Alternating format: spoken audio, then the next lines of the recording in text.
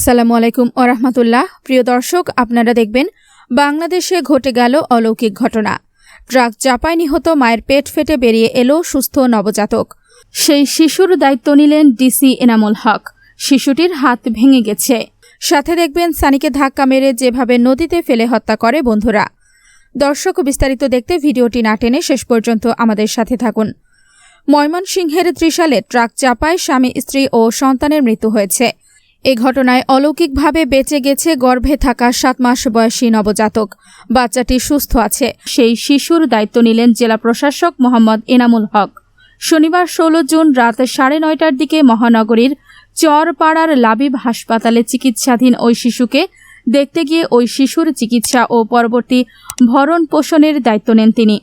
জেলা প্রশাসক মোহাম্মদ এনামুল হক গণমাধ্যমকে বিষয়টি নিশ্চিত করে জানান, ওই বাচ্চাটিকে দেখতে আমি হাসপাতালে গিয়েছিলাম। সেখানে গিয়ে বাচ্চার চিকিৎসার যাবতীয় দায়িত্ব ও ভবিষ্যতে যেন তার কোনো সমস্যা না হয় সেজন্য তার নামে একটি ব্যাংক অ্যাকাউন্ট করে দেয়া হবে। এদিকে সেই শিশুটিরও হাত ভেঙে গেছে। উন্নত চিকিৎসার জন্য শিশুটিকে ময়মনসিংহ মেডিকেল কলেজ হাসপাতালে পাঠানো হয়েছে। বর্তমানে বাচ্চাটি ময়মনসিংহ মেডিকেল কলেজ হাসপাতালে চিকিৎসাধীন। শনিবার 16 জুলাই দুপুর 2:45টার দিকে পৌর শহরের ঢাকা ময়মনসিংহ মহাসড়কের খান ডায়াগনস্টিক সেন্টারের সামনে এই দুর্ঘটনা ঘটে। নিহতরা হলেন স্বামী জাহাঙ্গীর আলম, স্ত্রী রত্না বেগম ও শিশু সন্তান সঞ্জিদা। তাদের বাড়ি ত্রিশাল উপজেলায়। জানা গেছে, অন্তঃসত্ত্বা স্ত্রীর আল্ট্রাসোনোগ্রাফি করাতে বাড়ি থেকে ত্রিশাল এসেছিলেন জাহাঙ্গীর। রাস্তা পারাপারের সময় ময়মনসিংহগামী একটি ট্রাক তাদের চাপা দেয়। এতে ঘটনাস্থলেই স্বামী, স্ত্রী ও সন্তান মারা যায়। কিন্তু অলৌকিকভাবে বেঁচে গেছে গর্ভে থাকা 7 মাস বয়সী নবজাতক। সড়ক দুর্ঘটনার সময় অন্তঃসত্ত্বা নারীর পেট ফেটে 7 মাসের নবজাতক বেরিয়ে যায়। তবে আশার কথা হলো নবজাতক বেঁচে আছে।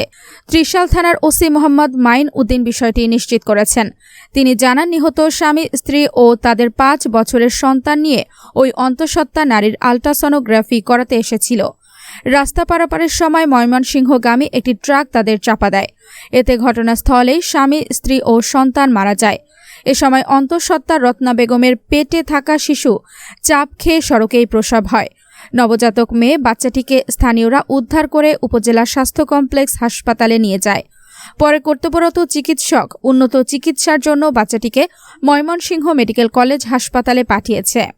ঢাকার দোহার উপজেলায় মিনি কক্সবাজার খ্যাত মৈনট ঘাটে পদ্মা নদীতে ডুবে বুয়েটের ছাত্র তারিকুজ্জামান সানির মৃত্যুর ঘটনায় দায়ের করা মামলায় 15 বন্ধুর 7 দিনের রিমান্ড আবেদন করেছে পুলিশ। শনিবার 16 জুলাই মামলার তদন্ত কর্মকর্তা কুতুবপুর নৌ পুলিশ ফাঁড়ির এসআই শামসুল আলম ভিকটিম সানির 15 বন্ধুকে আদালতে হাজির করে 7 দিনের রিমান্ড আবেদন করে। এ সময় তিনি দাবি করেন, তারিকুজ্জামান সানিকে তার বন্ধুরা পরস্পর যোগ সাজশে পরিকল্পিতভাবে কৌশলে ঘটনাস্থল মৈনট ঘাটের পল্টনে এনে ধাক্কা মেরে পদ্মা নদীতে ফেলে হত্যা করেছে। এর আগে সানির মৃত্যুর ঘটনায় শুক্রবার 15 জুলাই রাতে সানির বন্ধুদের আসামি করে দোহার থানায় মামলা করেন তার বড় ভাই। মামলায় আসামিরা হলেন সানির বন্ধু সহ মোট 17 জন।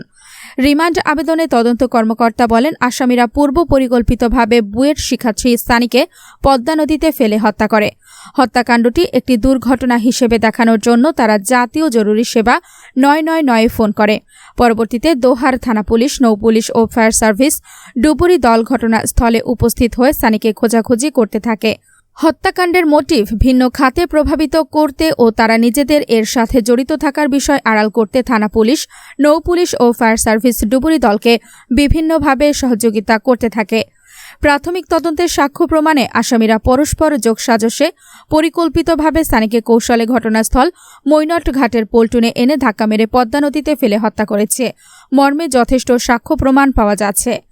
মামলার মূল রহস্য উদ্ঘাটন, ঘটনার সাথে অন্য কেউ জড়িত আছে কিনা, হত্যার উদ্দেশ্য, মামলার সুষ্ঠু ও নিরপেক্ষ তদন্তের স্বার্থে আসামিদের 7 দিনের রিমান্ড মঞ্জুরের প্রার্থনা করে তদন্ত কর্মকর্তা। আজই ঢাকার সিনিয়র জুডিশিয়াল ম্যাজিস্ট্রেট কাজী মনিরুজ্জামানের আদালতে রিমান্ড শুনানি হবে। নিহত তারিকুজ্জামান সানি বাংলাদেশ প্রকৌশল বিশ্ববিদ্যালয়ের আর্কিটেকচার বিভাগের শেষ বর্ষের শিক্ষার্থী ছিলেন। তিনি শরীয়তপুরের জাজিরা থানার বাসিন্দা হারুন উর রশিদের ছেলে।